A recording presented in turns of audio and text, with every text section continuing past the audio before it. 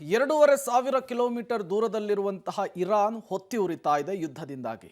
ಈ ಯುದ್ಧದ ಪರಿಣಾಮ ರಾಜ್ಯದ ಮೂಲೆ ಮೂಲೆಯಲ್ಲೂ ಕೂಡ ತಡ್ತಾ ಇದೆ.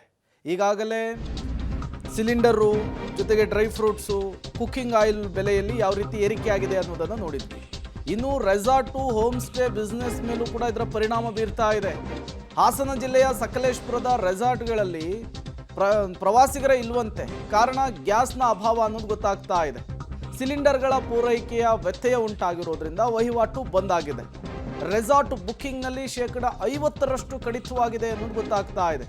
ಜೊತೆಗೆ ಫುಡ್ ಮೆನುವಿನಲ್ಲೂ ಕೂಡ ಬದಲಾವಣೆಯನ್ನ ರೆಸಾರ್ಟ್ ಮಾಲೀಕರು ಮಾಡಿಕೊಂಡಿದ್ದಾರೆ. ಕಾರಣ ಸಫಿಷಿಯೆಂಟ್ ಆಗಿ ಗ್ಯಾಸ್ ಸಿಗ್ತಾ ಇಲ್ಲ ಅನ್ನುವಂತಹ ಕಾರಣಕ್ಕೆ. ಹೇಳಿ ಕೇಳಿ ವೀಕೆಂಡ್ನಲ್ಲಿ ಸಕಲೇಶಪುರ, ಚಿಕ್ಕಮಗಳೂರು ಭಾಗಕ್ಕೆ ಅತಿ ದೊಡ್ಡ ಪ್ರವಾಸಿಗರ ವರ್ಗ ಹೋಗುತ್ತೆ. ಬಟ್ ಈ ಗ್ಯಾಸ್ ಸಿಲಿಂಡರ್ನ ಅಭಾವ ಇರೋದ್ರಿಂದ ರೆಸಾರ್ಟ್ಗಳಿಗೆ ಹೋಗೋದಕ್ಕೆ, ಪ್ರವಾಸಿ ತಾಣಗಳಿಗೆ ಹೋಗೋದಕ್ಕೂ ಜನ ಹಿಂದೆ ಮುಂದೆ ನೋಡ್ತಾ ಇದ್ದಾರೆ. ಹೋದರೆ ಫುಡ್ ಸಿಗುತ್ತೋ ಇಲ್ವೋ, ಗ್ಯಾಸ್ ಎಫೆಕ್ಟ್ನ ಪ್ರಭಾವ ನಮಗೂ ಎಲ್ಲರೂ ಬಿಸಿ ಆಗಿಬಿಡುತ್ತಾ ಏನೋ, ಆ ಭಯದಲ್ಲೂ ಕೂಡ ಜನ ಹೊರ ಹೋಗೋದಕ್ಕೆ ಹೆದರುತ್ತಾ ಇರೋದ್ರಿಂದ ಬಹುತೇಕ ರೆಸಾರ್ಟ್ಗಳು ಈಗ ಬಣಗುಡ್ತಾ ಇದೆ, ಪ್ರವಾಸಿಗರಿಲ್ಲದೆ ಅನ್ನೋದು ಗೊತ್ತಾಗ್ತಾ ಇರುವಂಥದ್ದು.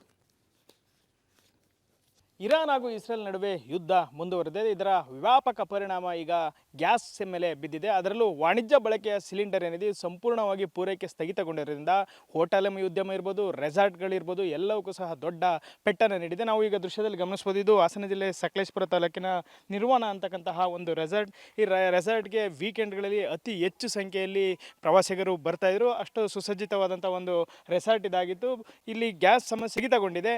ಹಾಗಾಗಿ ಈಗ ರೆಸಾರ್ಟ್ಗೆ ಇದರ ಎಫೆಕ್ಟ್ ತಟ್ಟಿದೆ ಅಂತ ಹೇಳ್ಬೋದು. ಗ್ಯಾಸ್ ವಾಣಿಜ್ಯ ಸಿಲಿಂಡರ್ ಬಳಕೆ ಏನಿದೆ, ಆ ಸಿಲಿಂಡರ್ ಪೂರೈಕೆ ಈಗ ಕಡಿಮೆ ಆಗಿರೋದ್ರಿಂದ ಈಗಾಗಲೇ ಇಲ್ಲಿ ಬರ್ತಕ್ಕಂಥ ಪ್ರವಾಸಿಗರ ಸಂಖ್ಯೆಯೂ ಸಹ ಕಡಿಮೆ ಆಗಿದೆ. ಅದರಲ್ಲೂ ಸಕಲೇಶಪುರ ಅಂದರೆ ಹೇಳಿ ಕೇಳಿ ರೆಸಾರ್ಟ್ ಹೋಮ್ ಸ್ಟೇಗಳು ಹೆಚ್ಚಾಗಿರ್ತಕ್ಕಂತಹ ಒಂದು ಪ್ರದೇಶ. ಈ ಪ್ರದೇಶಕ್ಕೆ ಹೆಚ್ಚಿನ ಸಂಖ್ಯೆಯಲ್ಲಿ ಬೆಂಗಳೂರು ಸೇರಿದಂಥ ಹಲವೆಡೆಗಳಿಂದಲೂ ಸಹ ಶನಿವಾರ ಹಾಗೂ ಭಾನುವಾರ ವೀಕೆಂಡ್ಗಳಲ್ಲಿ ಬರ್ತಾರೆ. ಇದೀಗ ಯುದ್ಧ ನಡೀತಾ ಇದೆ. ಇದರಿಂದಾಗಿ ವಾಣಿಜ್ಯ ಬಳಕೆಯ ಸಿಲಿಂಡರ್ಗಳಲ್ಲಿ ಸಂಪೂರ್ಣ ಪೂರೈಕೆ ನಿಲ್ಲಿಸಿರೋದ್ರಿಂದ ರೆಸಾರ್ಟ್ಗಳಿಗೂ ಇದರ ಬಿಸಿ ತಟ್ಟಿದೆ. ಯಾಕೆಂದರೆ ಇಲ್ಲಿ ಬರ್ತಕ್ಕಂಥವ್ರಿಗೆ ವಿವಿಧ ಬಗೆಯ ತಿಂಡಿ ತಿನಿಸುಗಳನ್ನು ಮಾಡಿಕೊಡ್ಬೇಕು. ಎಲ್ಲವೂ ಸಹ ಆ ಸಿಲಿಂಡರ್ ಮೇಲೆ ಡಿಪೆಂಡ್ ಆಗಿದ್ದಾರೆ.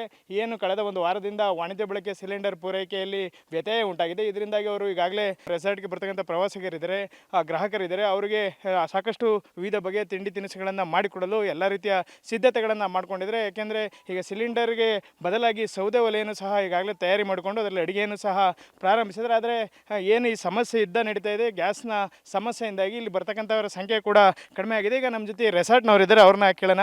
ಸರ್ ಹೇಳಿ ಸರ್, ವೀಕೆಂಡ್ಗಳಲ್ಲಿ ರೆಸಾರ್ಟ್ಗಳಿಗೆ ಹೆಚ್ಚಿನ ಸಂಖ್ಯೆಯಲ್ಲಿ ಜನರು ಬರ್ತಾರೆ, ಈಗ ಪರಿಸ್ಥಿತಿ ಹೇಗಿದೆ? ಈಗ ಸರ್ ತುಂಬ ಡಲ್ ಆಗಿದೆ ಸರ್. ಈಗೆಲ್ಲ ಬರ್ತಿರೋದೆಲ್ಲ ತುಂಬ ಕಡಿಮೆ ಇದ್ದಾರೆ ಗೆಸ್ಟ್ಗಳು ಇವಾಗ. ಸೊ ನೋಡಬೇಕು ಸರ್, ಏನಾದರೂ ಇವಾಗ ಏನೋ ಇವತ್ತಿನ ನ್ಯೂಸ್ ಪ್ರಕಾರ ಸ್ವಲ್ಪ ಏನೋ ಹರ್ಮಾಜ್ ಹತ್ರ ಏನೋ ಓಪನ್ ಆಗಿದೆ ಅಂತ ಹೇಳಿದ್ದಾರೆ, ನೋಡಬೇಕು. ಬಟ್ ಇಲ್ಲಂತೂ ಸಿಲಿಂಡರ್ಗಳೇನೂ ಸಿಗ್ತಾ ಇಲ್ಲ ಸರ್ ನಮಗೆ. ಸೊ ಸೌದೆ ಒಲೆ ಮೇಲೆ ಡಿಪೆಂಡ್ ಆಗಿದ್ದೀವಿ ಇವಾಗ. ಈಗ ರೆಸಾರ್ಟ್ ಅಂದರೆ ಎಲ್ಲ ರೀತಿಯ ಜನರು ಇಲ್ಲಿ ಬರ್ತಾರೆ. IT-BT ಕಂಪ್ನಿ ಇರ್ಬೋದು, ಹೈ ಲೆವೆಲ್ ಇರ್ತಕ್ಕಂಥವ್ರು, ಉದ್ಯಮ ವರ್ಗದವರು ಎಲ್ಲರೂ ಬರ್ತಾರೆ. ಅವ್ರಿಗೂ ಸಹ ತಿಂಡಿ ತಿನಿಸುಗಳನ್ನ ವಿವಿಧ ಬಗ್ಗೆ ಮಾಡಿಕೊಡ್ಬೇಕು. ಅದು ಪ್ರಮುಖವಾಗಿ ವಾಣಿಜ್ಯ ಬೆಲೆ ಸಿಲಿಂಡರ್ಗಳನ್ನ ನೀವು ಬಳಸ್ತಿರ್ತಾರೆ. ಈಗ ಅದ್ರ ಕೊರತೆ ಇದೆ, ಅದರ ಎಫೆಕ್ಟ್ ಹೇಗಿದೆ ಸರ್? ಸರ್ ತುಂಬ ಆಗ್ತಿದೆ ಸರ್ ಇವಾಗ ಎಫೆಕ್ಟ್ ಅದರದ್ದು.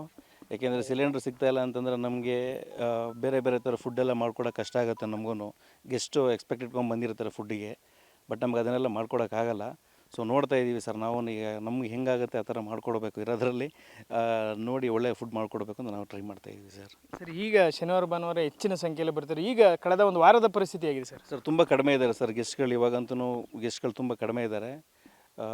ನೋಡಬೇಕು ಸರ್, ಏನೋ ವಾರ ಏನಾದ್ರು ಕಡಿಮೆ ಆಯಿತು ಅಂತಂದರೆ ನಮಗೂ ಸಿಲಿಂಡರ್ಗಳು ಸಿಗೋಕ್ಕೆ ಶುರುವಾದರೆ ಅವ್ರಿಗೂ ಗೊತ್ತಾಗುತ್ತೆ, ಅವಾಗ ಬರ್ತಾರೆ ಸರ್. ಈಗ ಬರ್ತಕ್ಕಂಥವ್ರಿಗೆ ಯಾವ ರೀತಿ ಅಡುಗೆ ಪ್ರಿಪೇರನ್ನು ಮಾಡಿಕೊಡ್ತೀರಿ ಸರ್? ಸಿಲಿಂಡರ್ ಇಲ್ಲ ಅಂತ ಒಂದು ಕಡೆ ಹೇಳ್ತಿದ್ರೆ, ಈಗ ಅವ್ರಿಗೆ ಯಾವ ರೀತಿ ನೀವು ಮೇಂಟೈನನ್ನು ಮಾಡ್ತೀರಾ ಫುಡ್ಡಲ್ಲಿ?